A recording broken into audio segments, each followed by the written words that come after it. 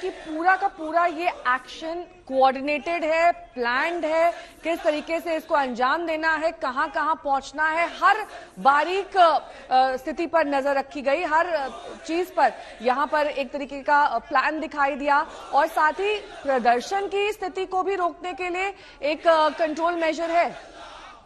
Funding हो रही है गल्फ कंट्रीज से, वो फंडिंग किस नाम पे हो रही है और दूसरी चीज उनका इस्तेमाल कैसे हो रहा है। अब इन्वेस्टिगेशन आगे बढ़ती है, जगह जगह पर जो हंगामे होते हैं, चाहे वो कानपुर का हंगामा हो, चाहे दिल्ली में हंगामा हो, चाहे कहीं दूसरे स्टेट में हंगामा हो, वहां पर पीएफआई का रोल संदिग्ध नजर आता है। इन्वेस्टिगेशन होती है, फिर फुलवारी शरीफ में गजवाए हिंद वाला जो पूरा फार्मूला इनका निकल करके सामने उनके ऑफिस से मिलता है, उससे डॉक्यूमेंट्स मिलते हैं, उसमें एफआईआर दर्ज होती है। फिर तेलंगाना में एक ट्रेनिंग कैंप मिलता है जहां पर बताया जा रहा है कि किस तरीके से ट्रेनिंग दिया जा रहा है, कुछ रेडिकल लोगों को किस तरीके से किया जा रहा है, मर्डर्स में नाम आए।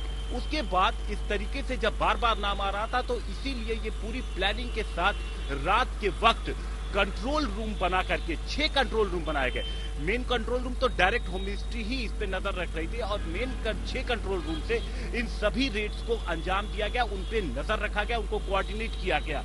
और जो जानकारी मिल रही है 100 से ज्यादा गिरफ्तारियों की, जिनमें देखिए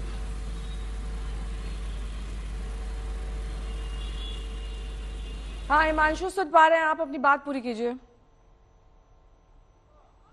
एनआईए की टीम वापस जा चुकी है, इस इलाके से एनआईए की टीम निकल चुकी है, लेकिन कुछ और जगहों पर जहां पर होने की इनके लोगों के होने की संभावनाएं थी, वहां पर रेड अभी भी, तो जो ये कार्रवाई है ना, ये कार्रवाई अभी लगातार जारी है। रात के 1 बजे जो कार्रवाई शुरू हुई थी वो कार्रवाई अभी भी जारी है। इन्वेस्टिगेशन जब शुरू हुई तो जो इनके हेड ऑफिसेज थे, जो इनके ऑफिसेज थे, वहां पर तो रेड की गई, लेकिन वहां से जब जानकारी मिली, किसी के खिलाफ सबूत मिला, तो उनके लिए टीम्स अलग अलग मैं रोकना चाहूंगी लोकेशन पे आपको। ऋतिक मंडल मेरे सहयोगी इस वक्त तमाम जानकारी के साथ सीधे कोलकाता से जुड़ गए हैं।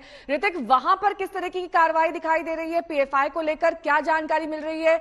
कितने ठिकानों पर ये छापेमारी है? कितनी गिरफ्तारियां हुई हैं?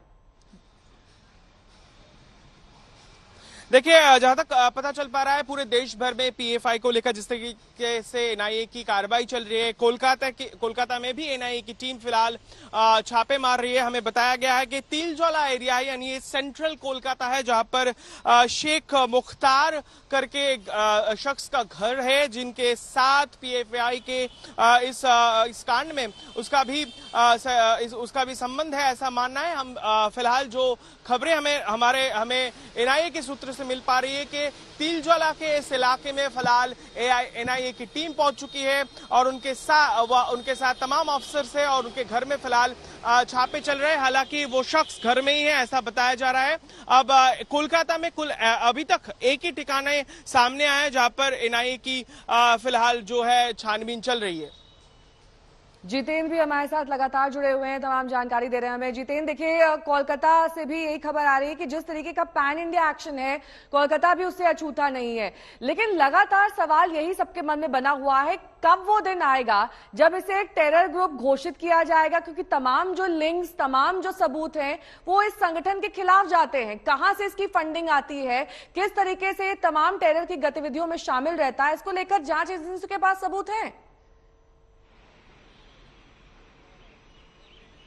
बिल्कुल नेहा, इस बात को लेकर के कई राज्यों की तरफ से मांग की भी गई कि जो पॉपुलर फ्रंट ऑफ इंडिया है उस पर बैन लगाया जाए और उन राज्यों की तरफ से गृह मंत्रालय को लिखा भी गया।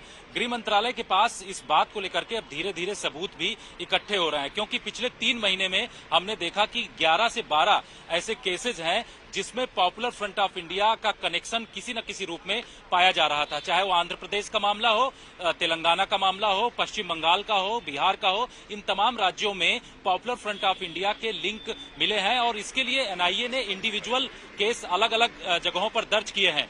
ये भी बताया जा रहा है कि ये सबूत जब इकट्ठा अब हो जाएंगे और उसके बाद आज जिस तरीके से 106 जगहों पर एनआईए की तरफ से छापेमारी की गई, उसमें ये पता चल रहा है कि कई महत्वपूर्ण सबूत और दस्तावेज एनआईए को मिले हैं। इन गिरफ्तारियों के बाद जो पूछताछ होगी उससे भी कई खुलासे होंगे और उसके बाद हो सकता है कि आने वाले दिनों में जिस तरीके से राज्य सरकारों की तरफ से मांग किया गया है कि पॉपुलर फ्रंट ऑफ इंडिया पर बैन लगाया जाए, वो कार्रवाई भी गृह मंत्रालय की तरफ से बढ़ाया जाए और इस पर बैन लगा दिया जाए। तो इस तरीके से अभी सबूत एजेंसियां जुटा रही हैं। इससे पहले ईडी की तरफ से गृह मंत्रालय को एक डॉजियर दिया गया था, जिसमें यह बताया गया था कि विदेशों से फंडिंग किस तरीके से पॉपुलर फ्रंट ऑफ इंडिया और इससे जुड़े हुए संगठन को हो रही है, क्योंकि विदेशों में खास तरीके से गल्फ कंट्रीज से कुछ पैसा आ रहा था और उस पैसे को ये लोग छोटे छोटे अमाउंट में अलग अलग जगहों पर पहुंचा रहे थे और इस अमाउंट का इस्तेमाल जो प्रदर्शन होते थे, चाहे वो शाहीन बाग का प्रदर्शन हो, सीए एनआरसी को लेकर के